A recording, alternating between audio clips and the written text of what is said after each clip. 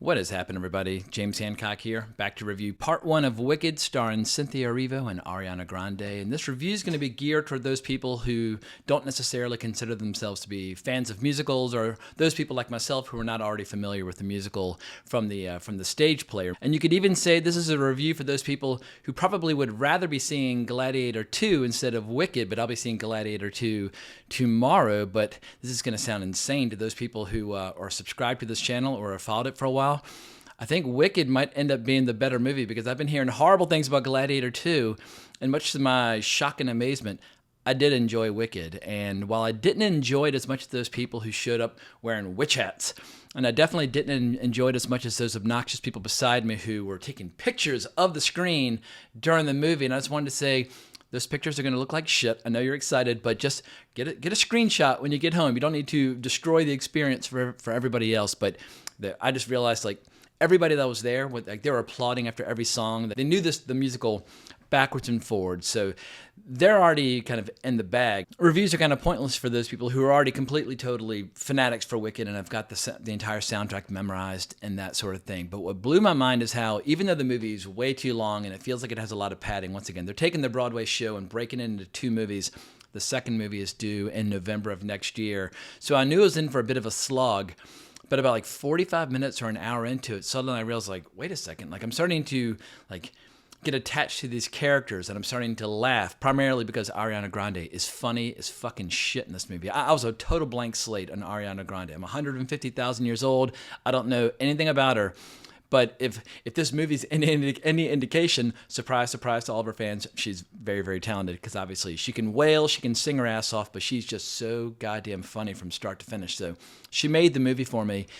But then what really surprised me is that toward the end of the movie, there are two or three kind of show-stopping tunes. But as these two singers started singing their duets and harmonizing, I was like, whoa! Like, sign those two up for the Oscars in March of next year, because I think this movie's not only going to make $1 billion, I think it's going to make $1 billion pretty quickly. Like, the holiday movie season definitely felt like it started in earnest this evening. And the big question that everybody's talking about or making predictions about is, can Wicked and Gladiator 2 work together to kind of replicate something similar to the Barbenheimer phenomenon that we saw in the summer of 2023, where you had two different movies appealing to two different demographics or two different audiences, but a lot of people just ended up seeing both.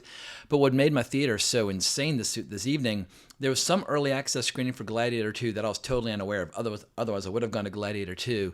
But there was also some first come, first serve Batman event where they're playing 8 different Batman movies. So the AMC 15 in Kips Bay here in Manhattan was just an absolute mob scene. I was like, what the fuck is going on? Because, you know, throughout this year, there have been some movies that have done well, but I think the entire industry in terms of domestic box office is trailing about like 11 or 12% behind 2023. So it's not been a good year for the theaters, not been a good year for the studios.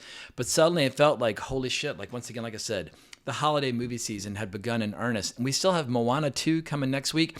I couldn't care less about Moana 2, but once Moana 2 starts playing, I mean, the families are going to be going to the theaters in droves. And I suspect that from now through Thanksgiving and well into the Christmas season, Wicked is just going to be cleaning up, and it wouldn't surprise me if it starts being very strong competition for Inside Out 2. So I think Universal, they've been kind of sneaking up on Disney for years and kind of nibbling at their heels, and I think Universal is basically planting their flag saying, bring it on, Disney, we got our own hits. So yeah, we're going to see a battle royale between the two big studios throughout the holiday season. But no matter how well these movies might perform, let's discuss the movie itself, because I did enjoy Wicked apart from the excessive runtime. And because of the excessive runtime and the padding, it takes a little while for the movie to introduce some conflict or some tension.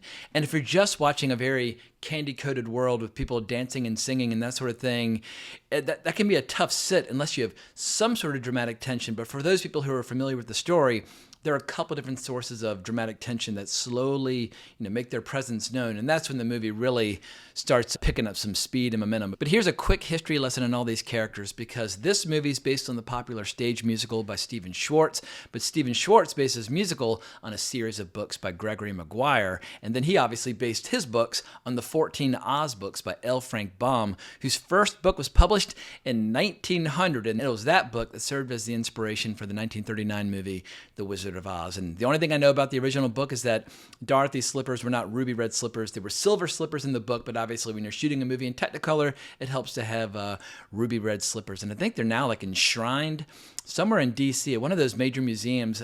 Anyway, I'm getting sidetracked. This is not a review of The Wizard of Oz, but The Wizard of Oz obviously is one of the most enduringly popular and most widely seen and just beloved popular movies ever made. And it's just incredible to me that for 124 years now, we've been seeing best-selling books, best-selling musicals, hit movies, and all the various movie spin-offs and that sort of thing. I mean, it seems like every couple of years somebody makes a movie that has something to do with The Wizard of Oz.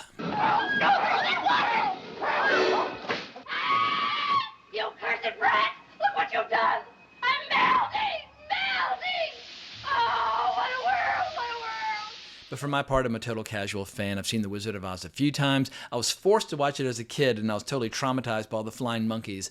And then later on, I returned the favor by exposing it to my younger siblings, who are 26 years my junior. But I feel like if you've ever been horrified by the goddamn flying monkeys when it came on TV, like in the late 70s or early 80s, well, then I feel like it's your duty to share that trauma with future generations. But also, 1939, for film historians, it's just one of the best years in the history of movies because you have movies like Stagecoach and Gone with the Wind. Anyway, it's one of those big landmark years where you just had just one hit after another, or Only Angels Have Wings and that sort of thing. It was one of the real creative high points for the golden age of Hollywood. But the official synopsis for part 1 of Wicked is this. Elphaba, a misunderstood young woman because of her green skin, and Glinda, a popular girl, become friends at Shiz University in the land of Oz. After an encounter with the wonderful Wizard of Oz, their friendship reaches a crossroads.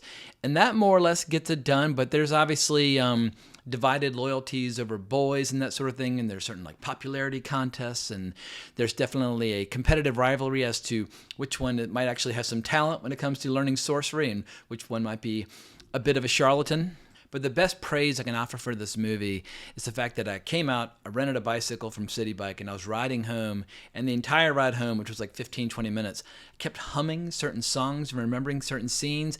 And this is not music that's necessarily like precisely to my taste and that sort of thing. I never listened to Broadway show tunes, but there was one scene in particular toward the very end, which I'm assuming they end this movie right where the stage musical typically would have its intermission, but I've never seen the stage musical, so I don't know. But I'm assuming there's an intermission on with the stage play, and that's a perfect cutoff point for like a big dramatic climax, so everybody can have a cocktail and get ready for round 2 and that sort of thing. But the song that leads up to that, it was just stuck in my head, and I'm sure I'll end up hunting it down on YouTube once I'm through with this review. It's a very catchy tune, and if you have hummable tunes, well, you're halfway there to a successful musical. And what I find interesting about this movie, it's one of those rare musicals in Hollywood where they can actually advertise front and center that it's a musical. Hollywood's done this weird thing recently where they'll make a musical, but then they'll disguise it or hide it in the trailers because they're worried it might turn people off, like that Willy Wonka movie with Timothée Chalamet last year. If you just watched the trailer, never in a million years would you have known it's a musical, but the songs in this movie are so goddamn catchy, and obviously these two singers are so uniquely equipped to harmonize together. I think they should advertise all those songs front and center over everything else. But for those people who are already very familiar with the soundtrack or even saw it in the original stage production, pay close attention about like the 2/3 mark of the movie because some familiar faces from Broadway history show up to sing one tune, and my crowd went fucking berserk when they showed up. I was like, what's going on? And then I did a little Googling. I was like, oh, I got it. Now I know why everybody's freaking out. But yeah, the cast on the whole, I mean, Cynthia Erivo can sing her ass off, and I know she generated a lot of controversy over freaking out over that fan-made poster. And I wanted to say, if somebody loves the musical enough to make a fan-made poster, maybe just let it slide, even if you disapprove, so on and so forth.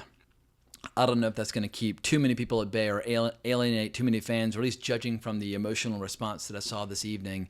So she's really goddamn good, but like I said before, Ariana Grande, for me at least, completely, totally stole the show because she's so proud of how shallow and self-centered and narcissistic she is, and just all these little flourishes she does, like when she's like, waving her hair back behind her, and like everything she does to just be like the world's biggest, like the world's most popular girl, and everybody loves and adores her. But obviously the one thing she does not have is real skill at magic, whereas Elphaba, who is, like looked upon with horror and disdain by everybody for being green, she actually is very, very talented when it comes to magic. And speaking of green, I mean, as I was watching this movie, I know obviously her green skin color is at the it's like front and center in the movie, and how through no fault of her own, the entire land of Oz decides to kind of construct her as the bad guy or turn her into a bad guy, even though she never intended to be one.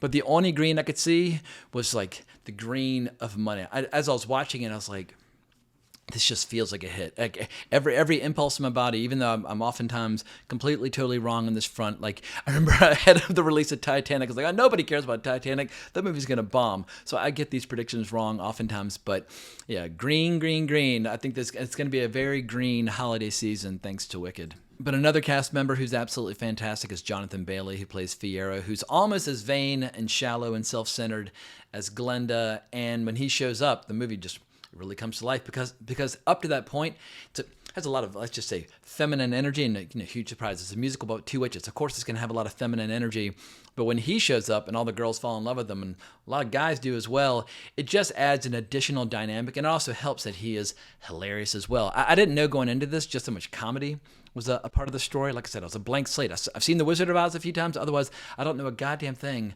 about Wicked and so on and so forth. So I'm sure fans of the books and or fans of the musical, like, yeah, we all know that it's really, really funny. But, I mean, there must have been at least 15, 20 points in the movie where people were just like, like thunderous roars of laughter and that sort of thing, which is a very, very rare thing in modern Hollywood, where they've kind of lost the art of generating laughter. But there's also some darkness at the core of it, and I don't want to get into too many details for those people who haven't seen it. But in the land of Oz, there are talking animals, and some of those talking animals are professors and artists and that sort of thing, and they teach classes at this university. But something's going wrong where some of the animals are starting to lose that gift, and they're basically being reduced to unthinking animals and that sort of thing. And that's actually, that was the point of the story. I was like, oh, there's actually like some depth here, and there's some dramatic weight to the movie. It's not all just happy-go-lucky singing and dancing and flying around the sky and blah, blah, blah. And I liked how toward the very end, got into some interesting kind of black magic, like some full-blown black magic, especially once Jeff Goldblum, who plays the wizard, once he shows up. It was, it all just started to come together. Maybe one of the only flaws, or real flaws, and I hate to even say this because I'm such a big fan of hers, but Michelle Yeoh is in this, and she just feels maybe a little miscast. Maybe I'll be alone in that, but I love watching Michelle Yeoh, throwing high kicks and kicking people's teeth out and that sort of thing. And movies like Crouching Tiger, Hidden Dragon, or Super Cop and things like that. I mean, she quite literally drove a motorcycle onto a moving train in Super Cop. That's the Michelle Yeoh that I know and love. And I know Hollywood's completely gotten obsessed with her recently, been casting her and everything. But I don't know if like musical comedy is necessarily her forte. But if you're a Michelle Yeoh fan, you tell me. What did you think of her her role as Madame Morrible, or Marble? I'm not quite sure how they pronounce it. But perhaps my biggest piece of praise is for some of the unusual writing scattered throughout. And I think Ariana Grande is the best at delivering the really specific dialogue, because they have all these like crazy words and phrases that are unique to the land of Oz. Perhaps they come from the books, perhaps they come from the stage musical, perhaps they were modified for the movie. I have no idea. Some of the actors and cast members are better at delivering these weird lines and made-up words than others, but Ariana Grande has this like really like hilarious way of kind of staring vacantly off into the distance and saying all these bizarre words in a really unself-conscious way. And that unself-conscious delivery style makes the lines and makes the words all the more funny. So yeah, who knows? I might have to listen to my first Ariana Grande song. I don't even know if she's like a pop star. What this is? I mean, this is gonna make me sound 150 million years old. Like Ariana Grande, why is she famous? I don't even know. Let's see what Google says. Boom, boom, boom. Impressive vocal range and chart-topping hits. All right, I'll have to look up one of her chart-topping hits, including The Way, Thank You Next, and Seven Rings. So she's also got some moves. I mean, she's very, very lean, but there are certain scenes where she starts throwing some high kicks and dancing and running up and down stairs like, whoa, all right. She's also incredibly athletic. As the old expression goes, she's a triple threat. She can act, she can sing, she can dance. So I get why she was cast in this movie. But like I said at the beginning of this video, this review is for the casual musical fans or the uninitiated. My level of musical knowledge or interest is as such. When I was in high school, I was in the tech crew as well as the pit band, as well as an extra in a couple different musicals like Big River, A Funny Thing Happened on the Way to the Forum, and The King and I. And as a film freak in college and after, and I started getting into film history, I started watching a lot of old school musicals. Like movies like The Gold Diggers of 1933 are fucking incredible. Like the pre-code Hollywood musicals are much darker, especially that sequence, Remember My Forgotten Man, which has all sorts of interesting commentary about World War I and the Great Depression. But the musicals that I tend to like are those where you have like heroic like bouts of athleticism or just fantastic dancing, like Fred Astaire and Ginger Rogers, or Eleanor Powell, or Gene Kelly, or my favorites, the Nicholas brothers, who in this one scene in this one movie, Stormy Weather, that like no dancers will ever match what they achieved in that movie ever again.